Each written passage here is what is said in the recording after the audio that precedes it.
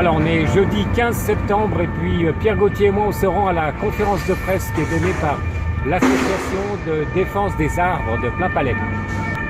Il y a eu la chute du marronnier et en à peine 24 heures, on a décidé d'abattre officiellement 11 arbres. Et pour finir, lorsqu'on va sur le terrain, on constate, alors selon les derniers chiffres du courrier, 16 arbres. Selon des chiffres qui viennent de me parvenir, il y aurait eu en tout cas depuis le mois de janvier, parce qu'on n'a pas pu déterminer la date d'abattage, 20 arbres qui auraient disparu par rapport au projet officiel qui date de janvier. On a constaté donc une opération commando faite en catimini. On n'a jamais été informé de quoi que ce soit. Or, le vendredi après-midi, je téléphonais au nom du comité au CERF pour connaître les raisons de la chute du marronnier. Et donc, on ne m'a pas répondu. On m'a dit qu'on me répondrait lundi. On n'a toujours pas répondu. Donc, qu'est-ce qu'on a constaté? Eh bien, parmi ces arbres, il y avait des arbres sains. On a pu le constater parce qu'à 2h30 du matin, on était là présent.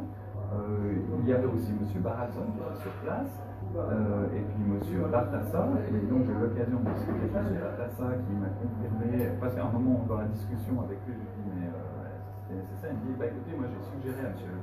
Barazon de faire des élagages importants. J'ai une personne présente qui s'y connaît, qui est spécialiste en bois, qui me dit on va aller vérifier l'état sanitaire du peuplier blanc. Lui, il pense que c'est peut-être un peuplier grisard.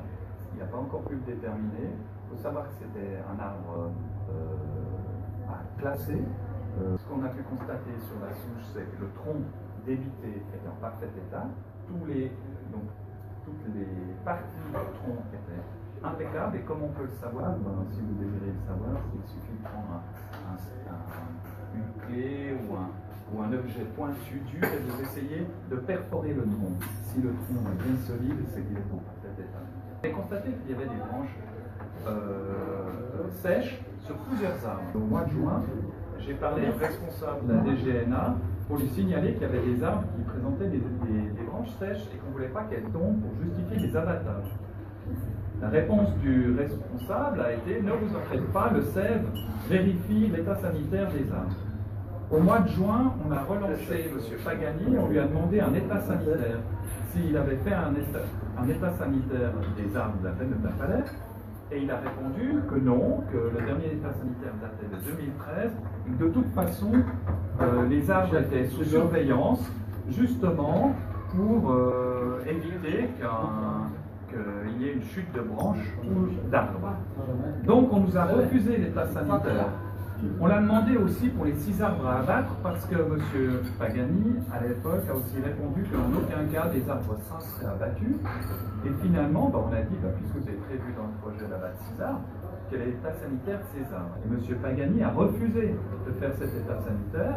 Il nous a expliqué qu'il le ferait après la votation. Donc, l'état sanitaire des arbres ici, eh bien, c'est un état sanitaire politique.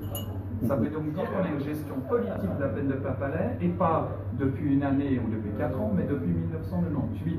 Il y a plus de 130 arbres qui ont disparu parce qu'à l'époque, j'ai essayé d'obtenir des chiffres, mais on nous les refuse. Donc il y avait 310 arbres à une époque sur la plaine de Plainpalais, comprenant aussi le petit triangle, et on est à peu près à 184 arbres. Ça veut donc dire que depuis cette époque, on a un plan, une stratégie de délégitimation des arbres, et volontairement on les présente comme abîmés, et quand on peut, on les coupe. Donc il semblerait qu'il n'y ait pas d'éléments concrets, disons, dignes d'une expertise détaillée avec carotage, thermographie et autres, qui permettent de justifier l'abattage d'arbres dits remarquables. Donc c'est extrêmement grave, surtout quand il y a une votation. Normalement, les abattages d'arbres doivent être d'autant plus justifiés pour être crédibles. Là, l'autorité politique, je dirais M. Barazon et M. Pagani, se décrédibilisent. Alors maintenant, l'urgence, si on vous a convoqué, c'est parce que M. Bartassa nous a fait comprendre qu'il y avait encore une trentaine d'abattages. Il nous a dit qu'il préfère des expertises, il exigeait qu'il y ait des expertises. Et pour lui, il semblait qu'il y avait encore une trentaine d'abattages. Alors je ne veux pas parler pour lui, donc ça il faudra qu'il vous confirme. Mais il a dit comme ça, sur le moment même.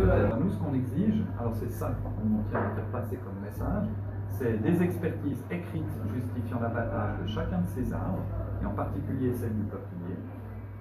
L'expertise concernant les causes de la chute du marronnier. Qu'on mandate une analyse sanitaire complète de tous les arbres de plein palais par un expert indépendant. Et là, j'insiste, on veut un expert indépendant choisi par notre association. Et afin de garantir à la fois une totale transparence et une totale objectivité des résultats. Et pour finir, dans l'attente de cette expertise indépendante, et qu'elle soit validée par notre association, eh bien, on sursoit à tout abattage non urgent, donc tout abattage sur le thème de plein palais. Ça a rebondi hier au conseil municipal, il y avait un mouvement qui était... Je crois que le mieux, c'est qu'il y avait 3 personnes qui étaient présentes.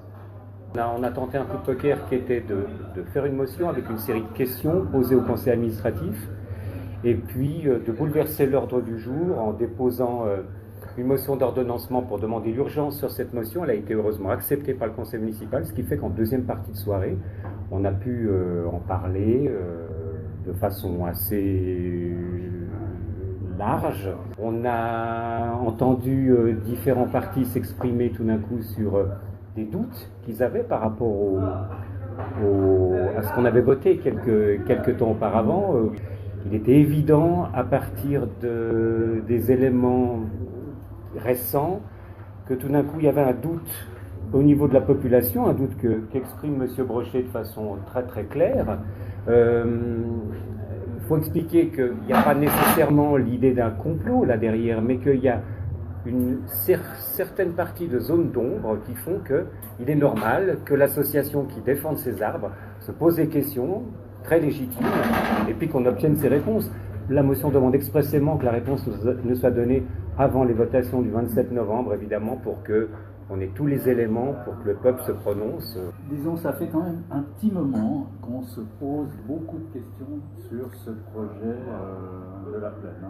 Je n'ai pas les documents sur place parce qu'on n'avait pas vraiment prévu de venir aujourd'hui. Mais c'est comme l'urgence est là. Mais il y a un élément historique dont il faudrait se souvenir, c'est qu'on avait adopté au conseil municipal une motion qui était, à mon avis, très importante, qui était de dire il faut que l'on conserve à Genève ville, c'est notre territoire d'action, l'aspect patrimonial et historique des promenades traditionnelles de Genève. C'est-à-dire que tous les espaces qui sont des espaces de promenade qui ont été construits au moment de l'extension de Genève dans ces faubourgs à l'époque, Asie, disons au XIXe siècle, eh bien, normalement, selon cette motion qui a été acceptée et qui devrait être mise en œuvre par le conseil administratif, toutes les promenades doivent être préservées dans leur état historique ancien. Cette motion, elle est importante parce qu'aujourd'hui, on se rend compte, il y a peut-être des raisons qu'un pépiniériste nous expliquera, mais on se rend compte qu'il y a une stratégie de modifier et de changer les espèces d'arbres qui sont aujourd'hui plantées dans ces fameuses promenades historiques. Deuxième élément,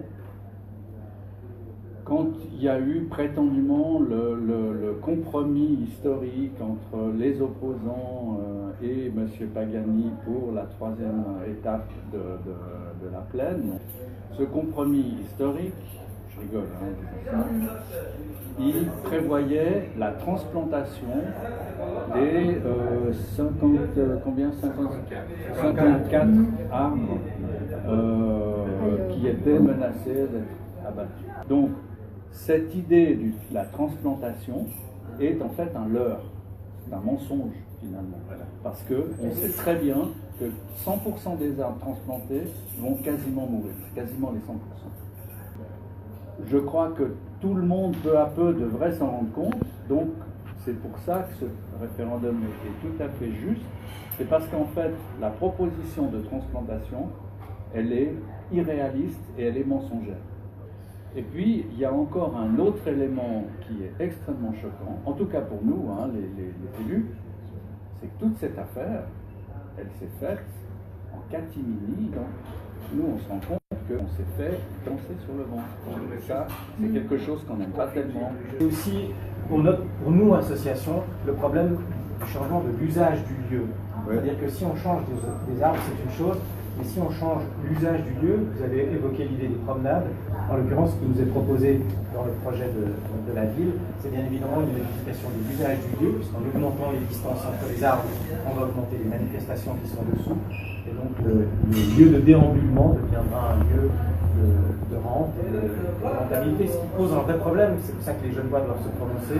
Est-ce qu'on fait de la plaine de Plainpalais un espace de marché perpétuel où on vend des biens et des services et finalement on fait du business et du commerce, ou alors on garde l'usage du lieu historique que vous évoquiez, qui est celui de dire c'est un lieu de déambulation, donc on privilégie aussi l'ombre et donc on évite un écartement aussi important que celui qui est prévu dans le projet de la ville. Cet abattage sur la plaine de Plainpalais d'une quinzaine d'arbres confirme ce que l'on a discuté au conseil municipal il y a 2 jours, c'est qu'il nous faut vraiment avoir des explications très précises sur ce qui s'est passé, parce que tout ça ressemble à un enfumage de première qualité.